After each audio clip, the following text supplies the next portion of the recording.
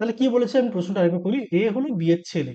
তাহলে এ কি হলো, ছেলে কার, বি এর, তাহলে বি উপরে থাকবে। এ যেহেতু ছেলে তাই এর পাশে হবে প্লাস। বি হয় সি এর মেয়ে, এই বি হচ্ছে মেয়ে, কার, সি এর মেয়ে, মানে মাইনাস দিলাম। কার মেয়ে, সি এর মেয়ে, তাহলে উপরে থাকবে সি। হলো। তাহলে এর সাথে সির সম্পর্ক কি? তাহলে দেখেই বুঝতে পারছো এর সাথে সির সম্পর্ক কি। মানে এ সি এর কে হয়, এর সাথে সির সম্পর্ক মানে, প্রশ্নটার মানে হচ্ছে এ সি এর কে হয়। ঠিক আছে, মানে সি একে কি বলে ডাকবে। হলো।